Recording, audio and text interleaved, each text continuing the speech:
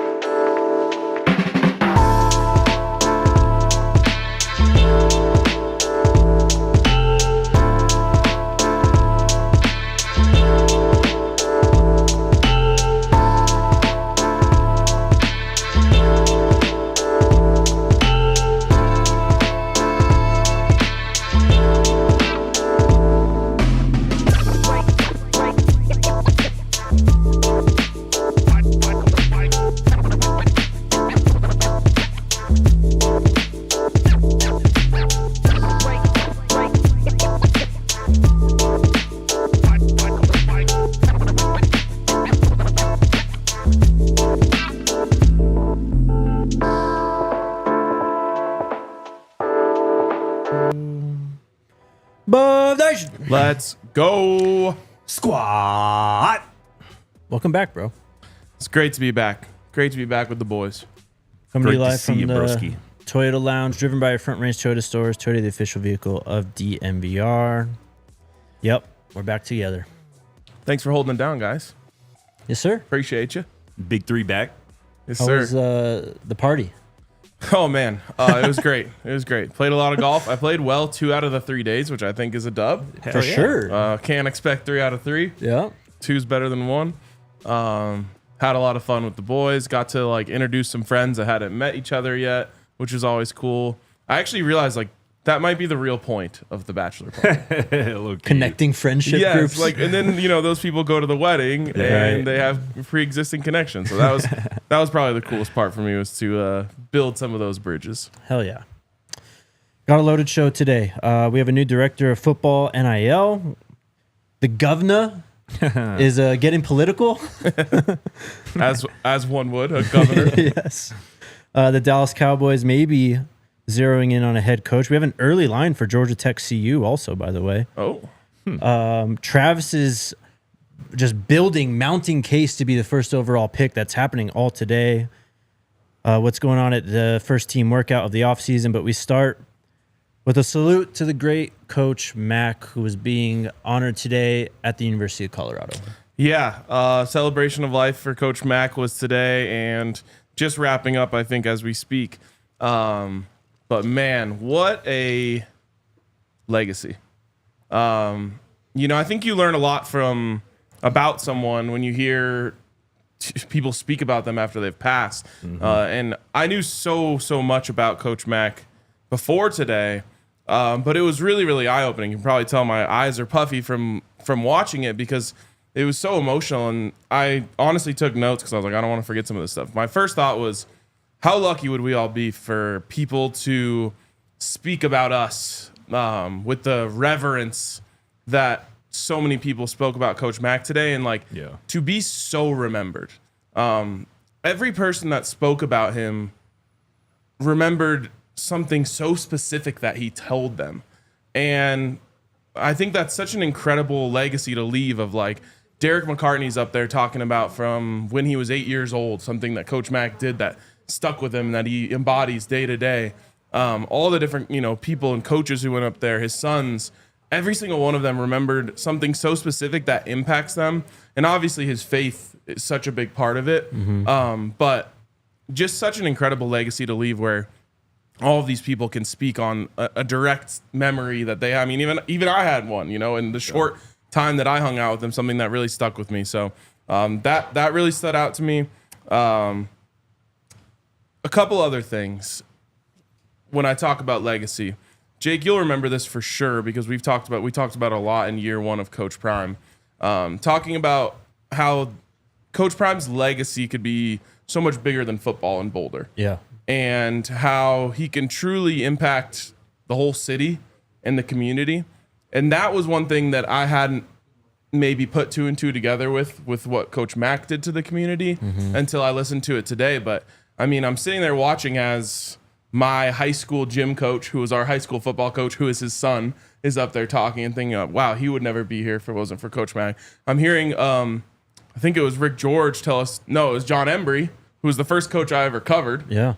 Hearing him tell a story about James Hill, who was my principal in high school, and like slowly but surely, like the pieces are coming together, and it's like, oh, Coach Mack came to Boulder, changed the trajectory of the football program, and completely altered the community in a positive way. You know, bringing, first of all, African American student athletes into the community, that many of which stayed. Bringing, you know, his faith to so many different people. Obviously, the impact he had with the Promise Keepers.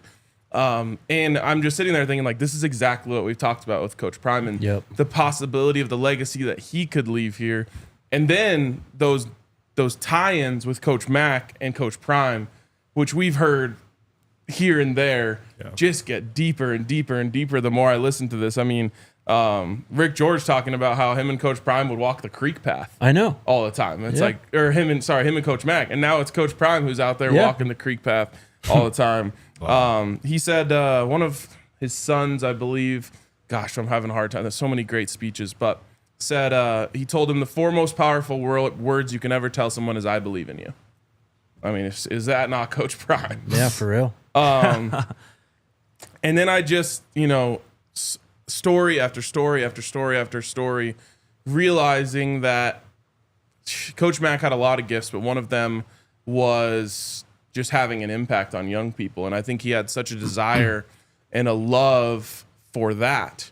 And that one to me is just the most obvious connection from Coach Prime. And obviously for Coach Mack, it was a calling from God. And for Coach Prime, it's a calling from God. And like, you know, if you believe in those sort of things, you could allow yourself to believe that those two are connected in some way or another. And that's why both of them ended up here in Boulder. So it was really, really, really beautiful, really, really special. And like I said, I hope to one day, you know, pass on at 84 years old and have everyone be as like impacted. I feel like when someone goes through a disease like he did and pass away, there's a lot of like, oh, he lived a really good life. We kind of saw this coming. Right. We were able to come into terms with it.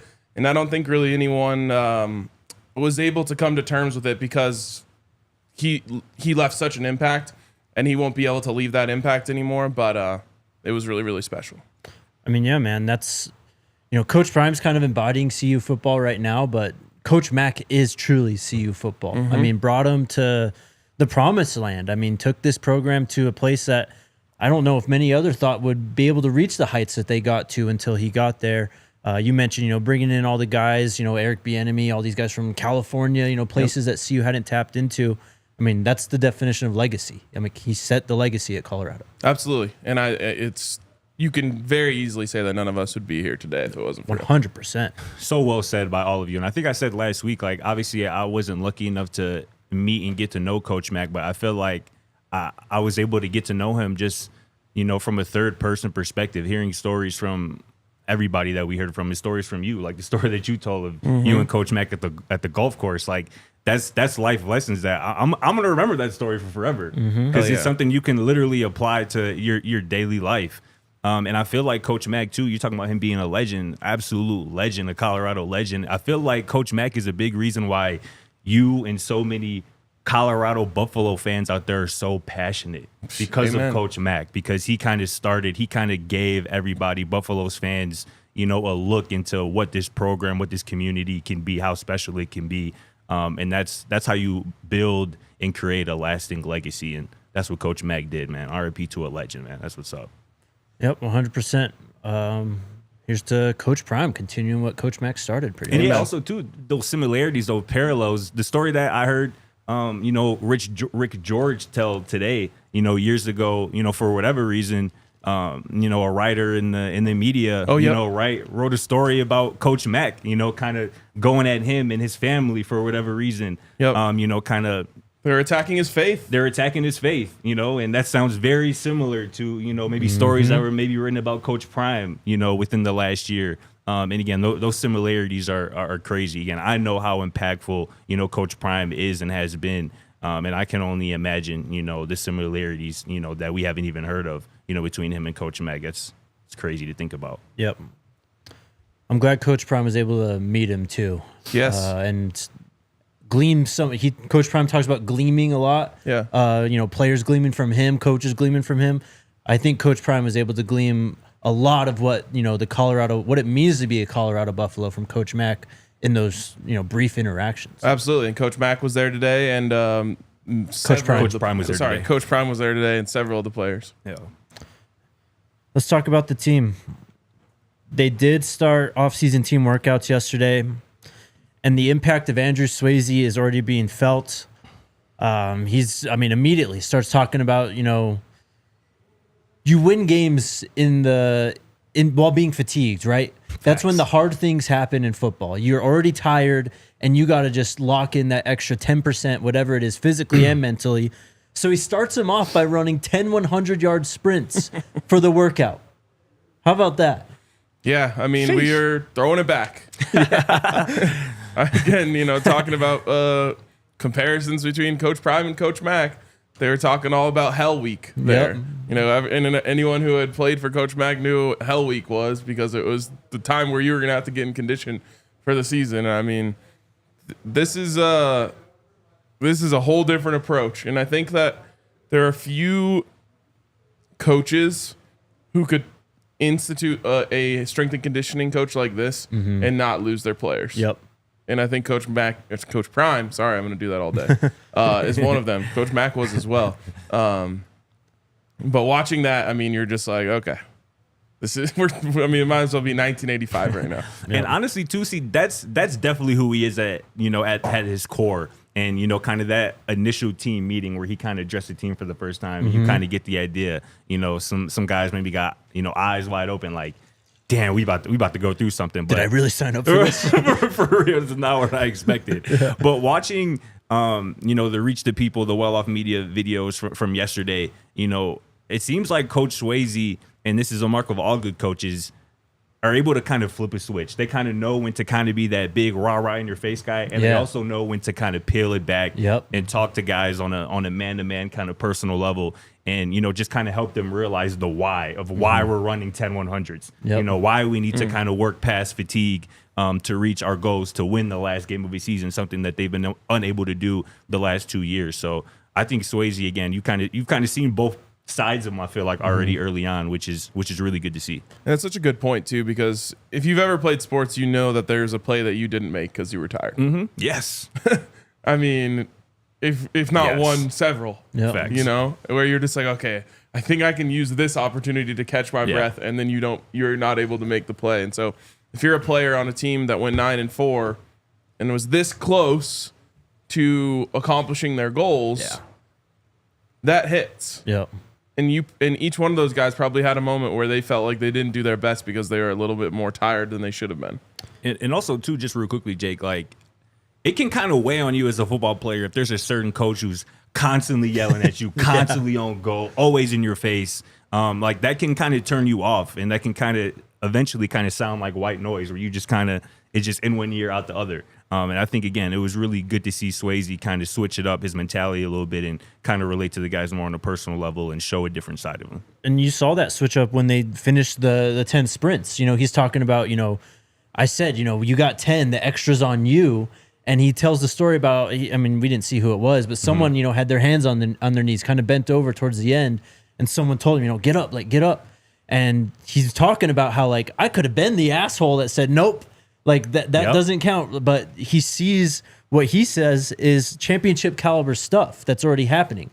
And it's that type of player-led type stuff that you see guys already doing. We saw it a bit last year, but it's obviously already bled over into this year's team. And that's massive because it's a transition year, obviously. We're going to talk about Travis and Shedeur in the NFL draft here in a bit. But this team needs a team leader to where Jordan Seaton comes in. You go into the weight room, and Coach Swasey, again, just kind of talking to him. It's obviously kind of cooling down. Everyone's about ready to lead. And he goes, all right, break it down. I don't know how we do this. This first time breaking down the team. And Jordan steps right in there. Family on 3, family on me. That's your leader. That's your new team leader. Hell yeah. It makes you think about what so many people said about Travis Hunter. When your best player is your hardest worker, when your best players are your leaders, that elevates the team. And Jordan Seaton, I mean, from the second that he stepped on campus, has worked his ass off because he knows what's at the end of the line for him. Yeah, he knows. First round pick is already in him, and he can choose what number he wants to go. Sure. Based on the work that he puts in and the leadership that he displays. So for him to kind of step up and be that guy is not only incredible for him, but it's huge for the team. Yeah, and that's why he was such a big get. Face of a program already as a true sophomore. You know, obviously aside from Coach Prime, from a player perspective, Jordan Seaton is the face of this program, and we kind of saw it early on, right? We saw it, his maturity level before he even entered, you know, as an early enrollee at Colorado. And again, having 1 year under your belt where you played every game, you started every game, you were around Shedeur Sanders, Travis Hunter, day in, day out, week in, week out. That's going to leave an impact, and that's going to lead to the leadership that we're already seeing build. And also, too, him being a young guy, it's going to encourage a lot of those other young guys, you know, to step up and be leaders, even though that they might be labeled a young underclassman. Like I think of a Draylen Miller, who's also, again, a true sophomore stepping up. I mean, I wonder what seeing Jordan Seaton step up and be a leader as a true sophomore does for Julian Lewis's future development as both of a player and a leader. That stuff cannot be understated. And by the way, I don't know if we've ever talked about this, but Jordan Seaton very easily could have transferred this offseason and made a whole hell of a lot of money. Yeah. You know, we maybe take it for granted a little bit just because he has entrenched himself so deeply. But remember, he came here to be Shedeur Sanders' left tackle. Yeah. Yes. That's, you know, what he was sold on. I know Coach Prime said he doesn't sell anything, but that's the dream or the pitch to him was, hey, we need a left tackle.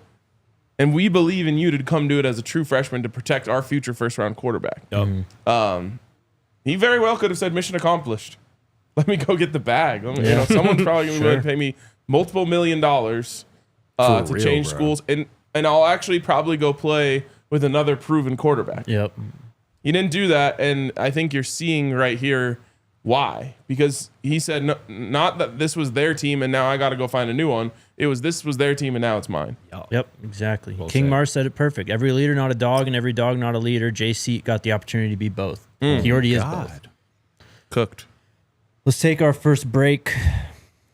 Still more to get to from the first team workout of the offseason.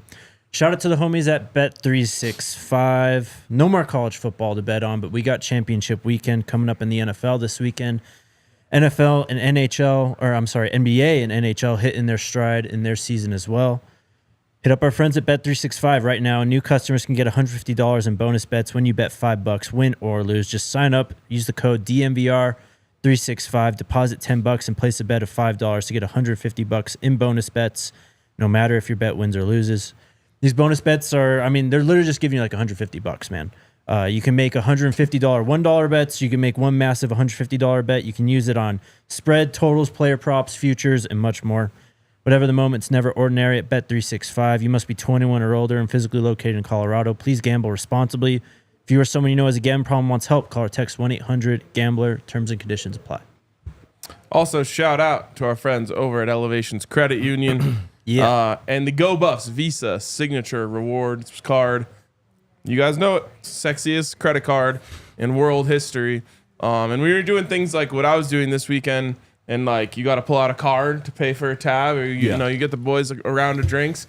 You pull out that thing, you're gonna turn heads. You're gonna turn heads. So get over and check it out. Go to buffscreditcard.com to see all of the different benefits, including the fact that every swipe will donate to Colorado Athletics. Pretty sweet. It's the Go Buffs Visa Signature Rewards Card, the only official credit card of CU Athletics, and it's only available at Elevations Credit Union. All right, going back to the team meeting real quick, and back to Jordan. I mean, he's trading with Mana Taimani, one of the new tackles who's coming into the program. They're working in the sand pit, just doing pass sets. I mean, again, a leader, bringing in the new guy, you know, kind of showing him exactly, you know, this is where I kind of just, you know, run pass sets for 15 minutes or whatever. Jordan's really just embracing this role, it seems. Definitely, bro. Taking even somebody who's played 5-6 years of college football like Tamani has, right? It seems like Jordan Seaton is kind of showing him the ropes of how we do it here at Colorado. I mean, seeing them getting pass hits in the sand was super dope. I mean, also, too, even when you mentioned, C breaking the team down, like, the guys kind of giving him mess right after, like, damn, bro, switch it up. Like, say something else besides family sometime. Like, giving him mess, bro. But what Jordan said, were you going to go into that? No, go ahead. Jordan said, we got to break down the first one on family just so that everyone, all the new guys know what this is about here. Oh, God. Love that. That was dope. Quentin Gibson's also here. Surprise. Yeah, surprise. It's a scary How sight, about that? bro. That's great to see. We, all three of us up here are already very excited for him. Yep. And I think, at least myself, I'll speak for myself here. I think we were under the impression that he would kind of be a late addition. Like, he would go through a typical high school second semester, come sometime, maybe this summer. But him being right now in Boulder, Colorado, going under this off-season winter workouts, going through spring ball, going through fall camp, is going to pay huge dividends. Again, we already had high expectations for him, but now that he's going to be able to put some healthy weight on, go through a college strength and conditioning program, and get reps running routes with Julian Lewis and Caden Salter, that is going to pay dividends. And yeah, man, I can see him now at this point already being a problem from week one. Again, we saw Jalen Miller first touch of the 2024 season as a true freshman. Yep. I think Quentin, now that he's already in the fold with the next, 7 or so months to grow with this team, I think he can be an issue already from week one. Love it, man.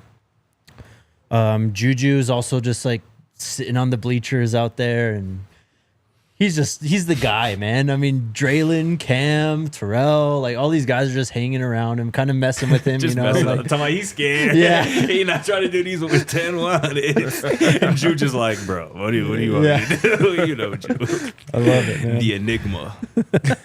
Forgot about that. I'm so excited for that quarterback battle, man. Because to me, it feels like a win-win. Whatever the outcome is, I think everyone's going to be excited about. It's different than when you've got, I covered Paxton Lynch versus Trevor Siemian. And it was like, yuck. It was like, okay, well, someone's going to win this, but it's really someone else is going to lose this. Right. Yeah. And Paxton Lynch sure did. But this is different than that. And I feel like it is different in college when you are on the right trajectory. You get to put people who are very well equipped to lead the team up against each other and let iron sharpen iron. And, that's why I'm still hoping and praying that it doesn't become toxic within the fan base. Yeah. Because both things are good. Both are a win. Yes. And both can lead to this team reaching new heights. But it's fun to see just kind of different personalities, different play styles, different everything kind of early here. Yeah. And then, it'll be really fun to watch them compete head to head. RK, Sure. I got a quick question for you. Something me and Jake talked about the other day on the show, since we're talking about Quentin here and maybe these receivers. We're in 10 personnel week one. Hopefully we're not in 10 personnel all the time. Hopefully we can use tight end 11 personnel a little bit. But we're in 10 personnel, right? Receivers on the field. Let's just say it's Draylon, Amarion, Joseph Williams out there. Who's that fourth receiver coming on the field if you had to guess? I mean, before you even said it, I thought you were going to say Quentin Gibson. So that's your answer? I think so. Especially because you're gonna need, the three that you named. What were the ones that you named? Joseph Williams and the Millers. Amarian and Dre. Yeah. The one thing you don't have is crazy speed and quickness. Yeah. I hear that. Say less. What do you think? It also could be Cam. Cam. He brings the same thing. Could be Adrian Wilson. Could be Quanell. Right. Yep. It's an embarrassment of riches again. No doubt. Yeah, It's going to be I mean, interesting. And we caused a lot of stir having this debate last year, by the way. Because we were, it ended up being like Jimmy or LeJontay. Yes. Oh, yeah, dude. right. And our answer was always like, it's going to be both. It's just going to depend on the package of wide receivers that you want out there, what you're trying to accomplish. But I do think that Quentin Gibson is on one hell of an arc right now. And I don't see anything stopping him. Say less. Yep. But Cam's going to be out there a lot too. Bro. I'm not even. Travis Hunter. So today, Adam Schefter tweeted this out. The Tennessee Titans, picking first overall, right? Their president of football operations, Chad Brinker, who's basically their de facto GM. Like, he's been given GM duties. He's going to hire the next GM, though. Okay. He's already been in the organization. They had a conference call introducing the new GM, who I think they're just hired, but says, we won't pass on a generational talent with the first pick in the NFL draft. And then the odds makers responded. Travis Hunter coming into today around plus 1,400. Whoa. To be the first overall NFL draft pick. Shout out to Matt H. 2 hours ago, he tweeted, or an hour ago, it's Travis plus 140 now. Holy shit. They literally like Cut it erased in a 10. zero off Yeah. of there. And Cam Ward is number 1, right? Cam On the Ward rankings? is plus 100. And Travis is second? Plus 140. Shador's plus 350. I'm kind of mad at myself that I didn't take that Travis. Like, I had no last week. idea. It was just sitting there Yeah, at plus seriously. 1,400. Yeah, I know. Well, Dre said he got it at plus 3,000 in April. Oh, my God. But we actually just did a roundtable about this. You know, who should be drafted first, Travis or Shador? Well, can I just say something really quick? Huh. I think that Shador Sanders is a generational talent. Me too. And that's why I think that comment in particular is interesting, because a lot of people's minds are instantly going to go to Travis Hunter, Yeah. and rightfully so. Right. He's also But- generational. Correct. But I think that comment kind of leaves the door open, because they might think Cam Ward's generational. Yep. Yep. You know, but Sure. And I should say, I believe the term generational is deeply overused. For sure. But I think that my overarching point is, I don't think that they somehow like that precludes them from taking Shador. no. Because I think that he could absolutely be described in that way, and his lineage and upbringing and mindset is stuff that I haven't seen before. Truly, like it's all of the stuff that is actually going to be said about Arch Manning. It's Sure. for some reason not being said about Shador Sanders. But Shador is actually the one who spent almost every day of his life with the Hall of Famer. Yep. And with all due respect to Arch, he hasn't. Now he has an unbelievable corner of Peyton and Eli and Archie and Cooper as well. It's different though. Yeah. And I think that Shador's approach to the game is generational. I think that his understanding of football is generational. I think that his work ethic from that position is generational. And so I think that once these teams start meeting with him, it's going to really, really show. Agree with everything you said, but I'll be honest. When I read that tweet, I'm like, "Yo, wow, they're gonna take Travis." I think you're certainly in the majority. Or they're using that to say, hey, if you really want Travis Hunter, you're going to have to pay quite a bit to come up to get him, because if not, we're going to take him at 1. There's a reason you make that comment. They're playing today. the game. There's a reason you make that comment. Yeah, Yep. Or if you are New York exactly. and you want a certain quarterback, and you're going to have to jump over the Browns to get him. Speaking of that, Mel Kiper put out a new mock draft today. First overall, he's sticking with Cam Ward to the Tennessee Titans. But second overall, he's got Travis Hunter. Third overall, he's got Shador Sanders. Yesterday, who did we do yesterday? Jordan Reed did one yesterday, and I think he had him switched, right? He had Shador at 2 and Travis at 3. So that's interesting to me, because I'm pretty sure, mistake me if I'm wrong, I'm pretty sure Kiper has Shador as his best quarterback. He does, yes. So is he just? I is think his mock he's- draft just based on what he thinks Tennessee will do? Well, Yeah. I'll read the blurb here. Right. Is that Because kinda there's what like it is? rumors that Tennessee likes Cam more. Yeah. He mentions this. He says, I'm sure new general manager Mike Bergonzi will listen to trade offers here, but this real decision should come down to Ward versus Colorado, Shador Sanders.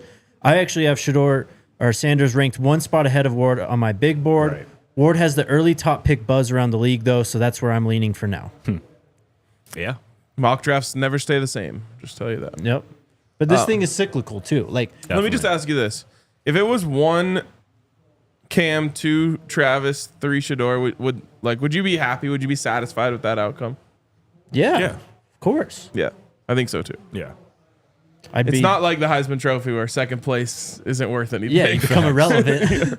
I'd be nervous about either of them going to Cleveland personally, but Yeah. I'd be excited for them. I think Shedeur would definitely be happy about that. Speaking of Travis to Tennessee, you know where Travis is getting married? Tennessee. Tennessee. He is. That's right. I forgot about that. Right after rookie camp. I went back and listened to that clip today just to refresh my memory, but I was like, I'm pretty sure he said he's getting married in Chattanooga. So if they go the Travis route at 1, Tennessee, are they just going to roll Will Levis back out there, or do you think they go free agent route? Bro, Sam Darnold. Travis that's my free agent QB. Like, I think he could be good in the right situation. I don't know if Tennessee is it, but Travis is the type of player that you just take and you figure out the rest after. Yeah. I just don't know. Yeah, for sure. I think if you're a GM, your job is to think for right now, but it's also to think over the next 10 years. Yeah. And I think that when you look at Travis Hunter, you cannot help yourself from being like, am I going to be kicking myself that 10 years from now I didn't take that guy? Yeah, he's going to be a perennial all-pro. Yeah. That's kind of how I look at it, too. Like, it's a lottery, and they won the lottery.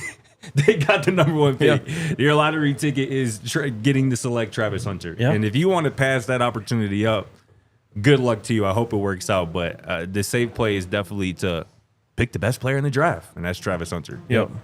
I mean, I don't think they're going to be kicking themselves if they take Shedeur. Nope. No. All right, let's take our next break. We got a little bit more on Travis and quite a bit of notes to get to. Shout out to the homies that live well, my homies. They're all over out. Scott's homies too, don't laugh. You're not lying, bro. That's the squad right there. Yes, sir. They're all out here in Colorado. 25 convenient locations. Price match guarantee as well, ensuring you get the best value by matching local competitors' prices.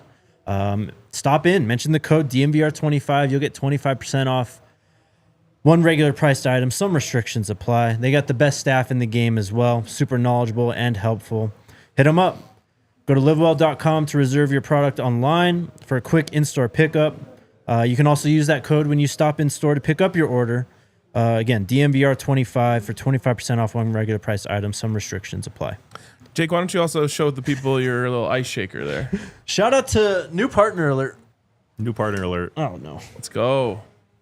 Yes, sir. Shout out Ice Shaker. This thing is a beast. Looks like it. This looks like the most durable ice real. shaker / water bottle I've ever experienced in my life. It really is. It's got some weight to it. Yeah. Yeah, but it's like a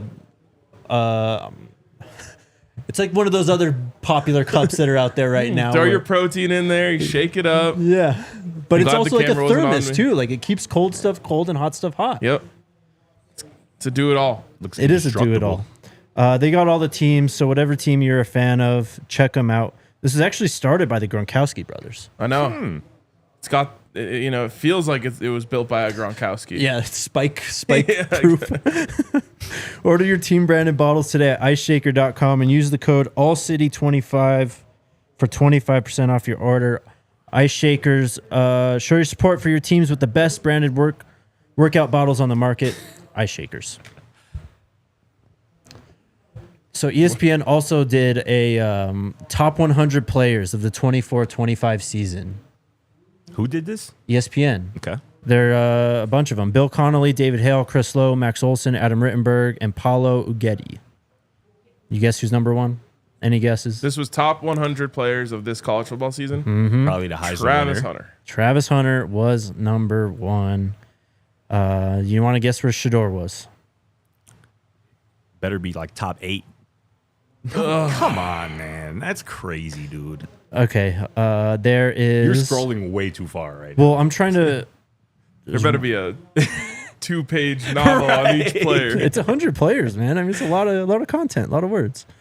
There are 2 quarterbacks ranked above him. Come on, dude. What? Cam and who? Dylan Gabriel. Oh my fucking God. Shedeur's ranked 20th on this list. Bro. That's so disrespectful. The disrespect is insane. You can split hairs about Cam Ward all you want. Dylan Gabriel has literally nothing over Shedeur other than the team win-loss. Oregon, yeah. Which obviously, if you watch them play, especially against Ohio State, you know it wasn't because of him. One of the more talented teams in the country, if not the most talented team in the country. You put Shedeur on Oregon, no one's talking about Ohio State this week. It's over. Yeah. That is wild, That's man. gross. Okay. Quite a few notes that we got here. The early line for Georgia Tech, Colorado is out. I hadn't Guess seen the this. line, I'm boys. How? Yeah, Guess the line. I hadn't seen this. I'm Come on, guess the interested. line. It's time. CU -6.5. Okay. Colorado -1.5. Georgia Tech are 4.5-point favorites. Let's go. Let's go. Hey, that's crazy. The Buffs That are was way plus off. 146 on the money line with an over-under of 56.5. They're expecting some points out of this already. All right. I have no idea what they're even basing that off of. Is their QB back King? I'm pretty sure it's Haynes King, yeah. All right. I mean, they're a good team. Yeah, for sure. They They're had a some good big team, wins. so- They beat Miami. I mean, before we knew Florida Right. State was utter trash, Yeah, they that was week beat one, them right? in the first Yeah. week. Week Yep. 0 Yeah, right. Yep. in Dublin. Okay, It's crazy. the Daily Dallas Cowboys update. After yesterday, Brian Schottenheimer interviewed their OC. Ian Rappaport reported this morning the Cowboys are planning to have a second interview with their own OC, Brian Schottenheimer, today. They met for nearly 4 hours yesterday, and they're sitting down again. So he's already in the building. So this is like a super easy thing for them to do, obviously, because he's already on staff and stuff. But second interviews are usually like the interview where you're working out the contract details and Sure. you sign on the dotted line. Sure. How many interviews has Coach Prime done? 0. Okay. Yeah, I mean, multiple people at our DLS location have hinted towards thinking that this is pretty much a done deal. Both Jeff Kavanaugh and Jesse Holley said something along the lines of like, "Don't call me a journalist," Yeah. I saw but that. I have it on pretty good authority that it's going to be Brian Schottenheimer with Jason Witten somehow involved in the staff. So I guess that'll end that. And then who you guys got for next team in the mix for Coach Prime? I don't know. The Jags might be in the mix next since they missed out on Cohen. The Jags have a bad stink on them right now. Oh, yeah.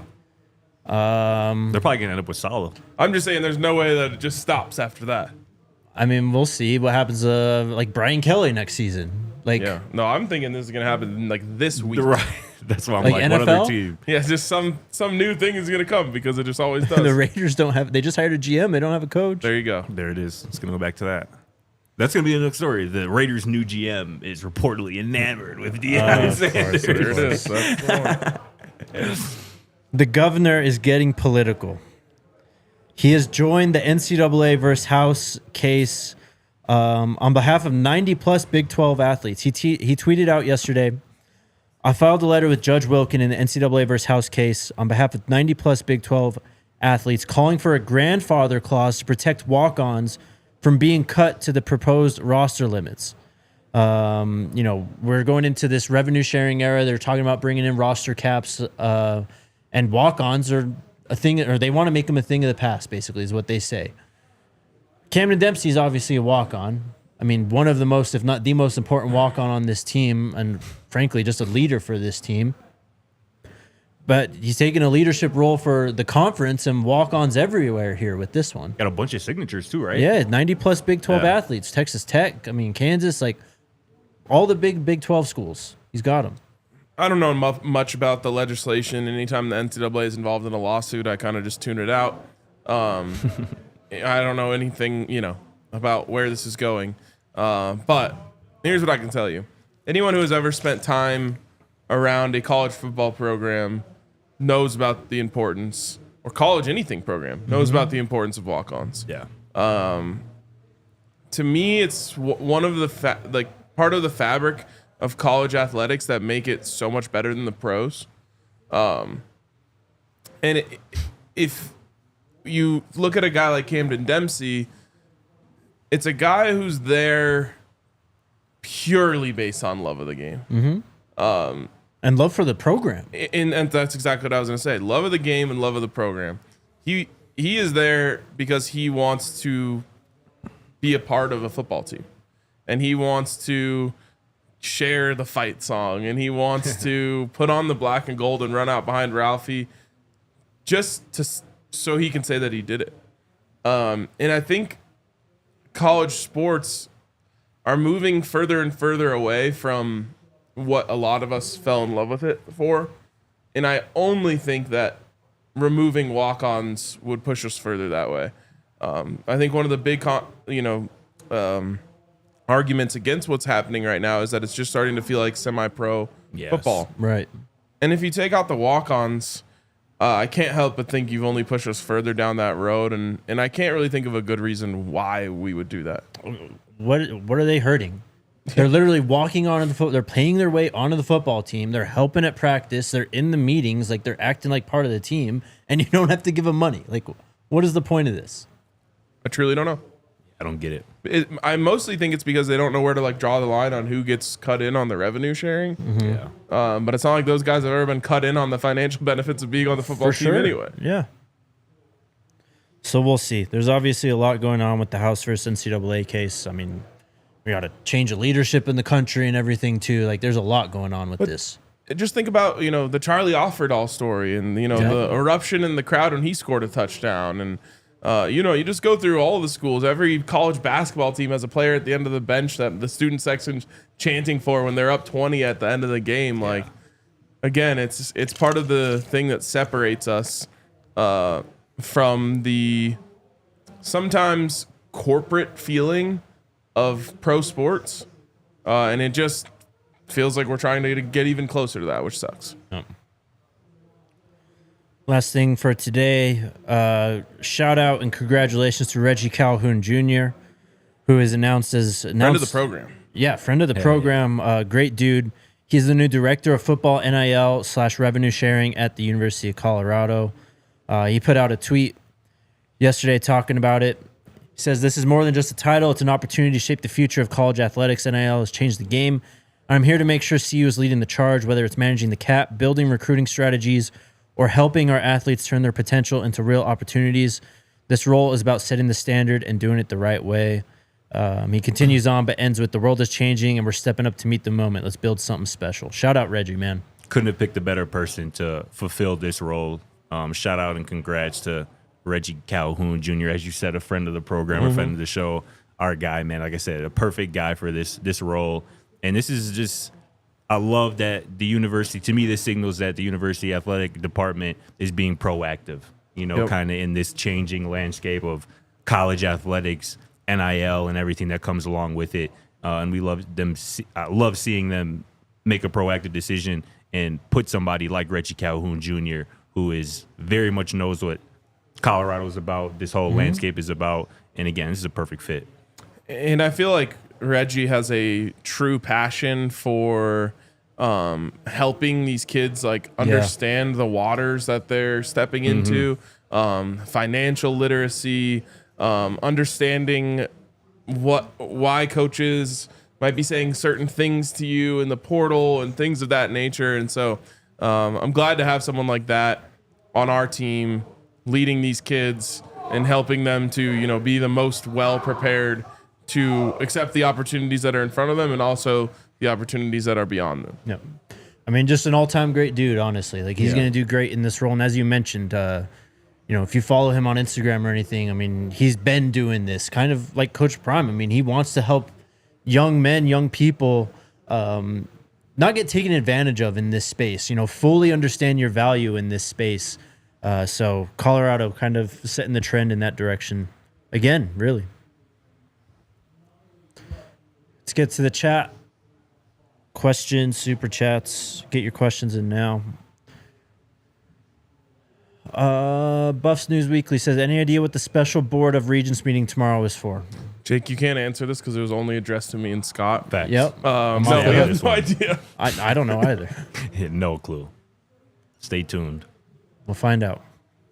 It honestly might just be nothing. Well, here's my question. Does anyone ever look at these things when there's not exactly rumors about? Because I feel like every time there are questions and things floating around. People looking, they're like, "Ooh, special board meeting." Yep. I wonder if there's just like one of these every month, right? Just to talk. But we're never looking for it. Right. It's like if I looked right now, I could probably find that there's a private jet going from Denver to Las Vegas. We're like, Coach Prime, Right. going. It's only when you look for it that you see it. Yeah, the last time I remember hearing about a special board meeting was before the 2023 season when we were wondering if CU was going to go back to the Big 12. Oh yeah, Remember? yep. So I don't know. First round potential says, does Coach Prime sign his deal here soon, or do we have to wait until after spring ball? I don't have an answer to that either. Yeah, I mean, I've been saying all along that I think it happens before spring ball. I hope and so. if I had to guess, well before spring ball, but we'll see. We will see. I haven't asked any more updates to Folsom for next season. They haven't announced anything. Yeah, I heard they were planning on putting a new banner in there. 2025 Big 12 champions. It'd be Hell sick. yeah. We need Some Heisman stuff. They got to do some Heisman stuff, Facts. All American true. stuff. That's true. some Coach Mac stuff. Yeah, for Yep. sure. The Coach Mack statue has been long overdue. Yep. First round potential says it's not the University of Colorado, it's Colorado University, correct? This is a real question, by the way. I'm not trolling. That second part was very needed. Do Because you at wa- first I thought for sure you were trolling first round. Go ahead, RK. Yeah, I Go- got you. It is the University of Colorado, not Colorado University. And the reason why we go by CU and not UC is because when the Big 8 was formed, there was already one of all the other ones. So, UO was Oregon. So University of Oklahoma said, well, we'll go by Oh, OU. yeah, okay. UC was taken by the schools in California. So Colorado said, well, okay, we'll go by CU. And so on and so forth. Michigan. Missouri, okay, we'll go MU. And so if you look at all the schools in that original Big 8, except for really Nebraska, who doesn't really go by NU, they just go by Nebraska. Right. They use that abbreviation. Wow. I always wanted to know that too, bro. Yep. Good stuff. You didn't know Texas, that? I guess, Didn't know stuck that. with it. They didn't go to TU, but I guess for I the most always part. just thought it was like a choice thing, like a style thing. Like we just like CU better. Yeah. But I mean, it that is makes sense. better, though. No, it definitely is. That's why I thought I was like, oh, it sounds better, so that's why they went with it. But to know that there's an actual historical reason behind it, it's dope. Big TZ in the house. The only thing I would change during workouts, film but don't talk with them. Get their perspective after the workout. Let them focus on the task at hand. I've kind of wondered about that too. Like have how, too. how that would be like if you're Swasey, right? Or Reyes or Coach Mo, and you're like talking through a workout, or you're trying to get dudes, and you see somebody over I there was in the just group thinking, like- talking into the camera. I don't. Obviously, they figured it out. I was but gonna say that's it's just a part of interesting. working under Coach Prime. Definitely. It is, but I was also thinking, like, if it was me, last thing I want when I'm on Yeah, 100 too. out of 8 out of 10 is someone coming up to me trying to joke with me. I'm like, bro, you can't joke with me right now. I literally went through this morning. Had a workout, obviously not in my best condition, coming off a bachelor party, and I'm like just struggling through this workout doing ball slams, and my trainer's like, "Yeah, crazy that the Lions Commanders game, huh? That was crazy," and I'm just like, Shut up. It's the worst, bro. It's hilarious too. Like you'll see on the Reach of People Well Off Media too, where like one of the guys will walk around with a camera, and you'll see like dudes doing like gas from the hundreds, and they'll see the camera come, and you'll see them kind of like get out the way, Yeah. like try to run away from Yeah. the camera. Like, nope, you're not gonna get me. Yeah. I'm not wasting any breath on this, bro. I gotta get as much oxygen into my lungs as I can. Exactly.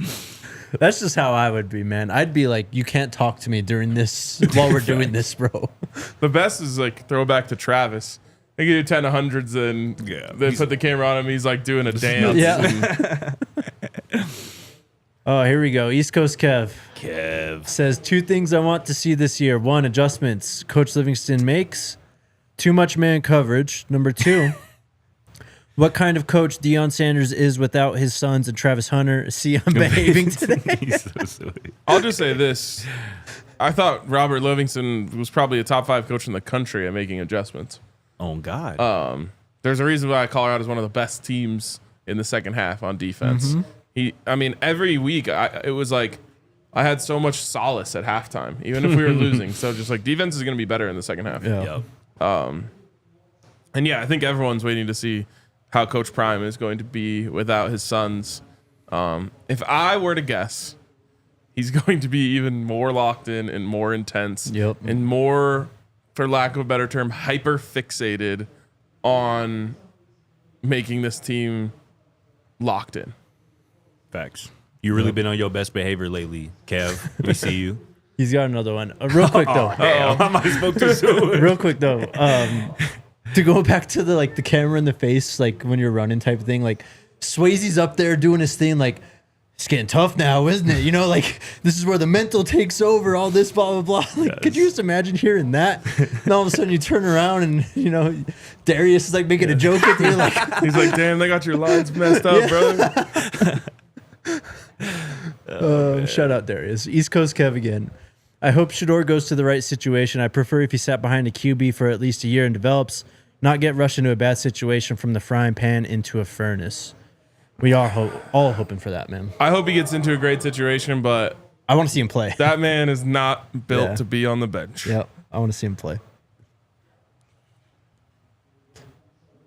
Big Teasy, what is this, man? Big Teasy. Do Jake refer to women like he does sponsors? Everything is the best in the world until over, then on to the next. Cheat on his sponsor at the airport. What is this? Hey, I'm dead.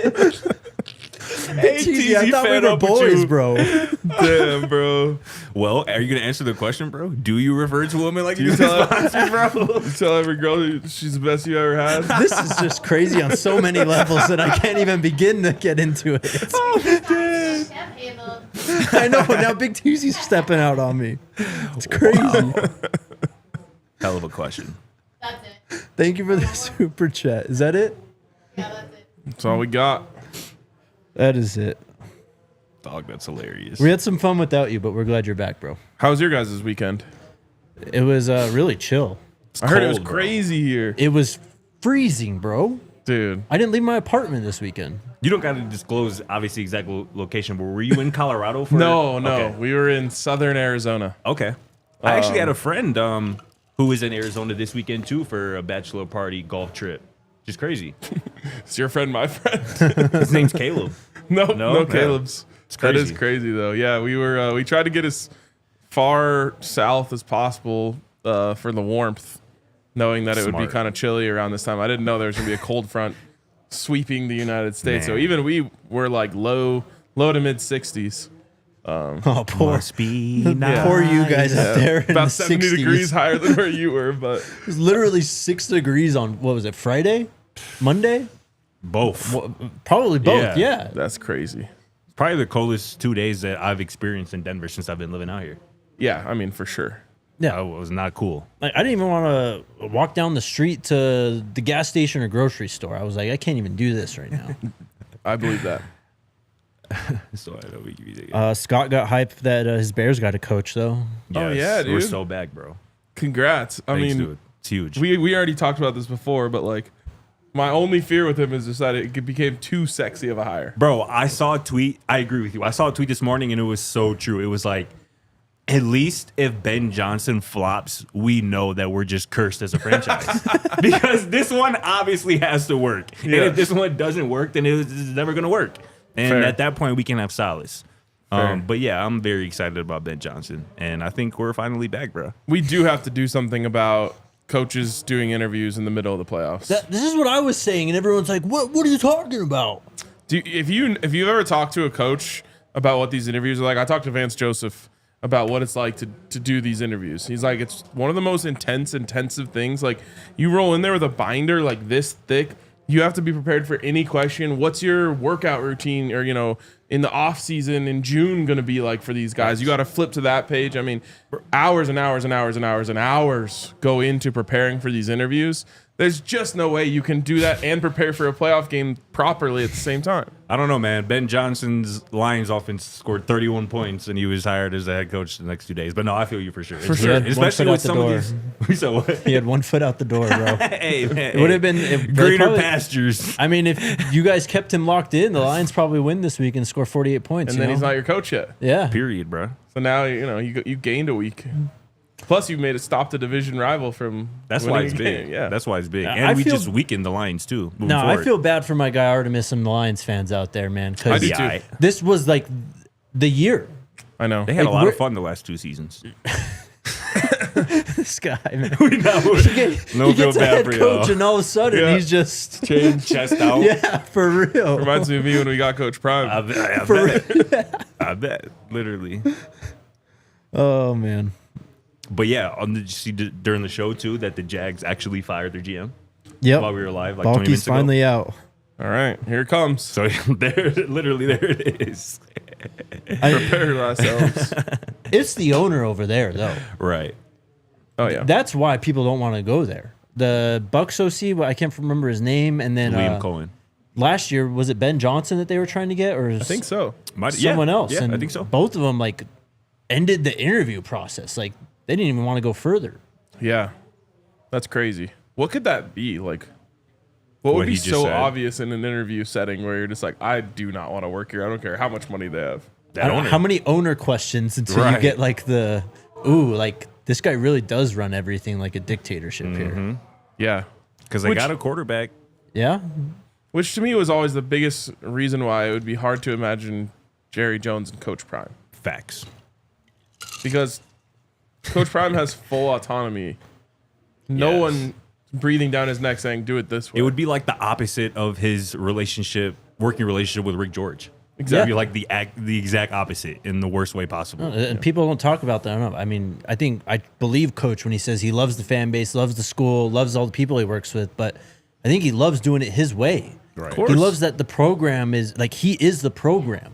Yes, and he's not someone who would ever do it not his way. Right. Rather not do it at all. Right. Yeah.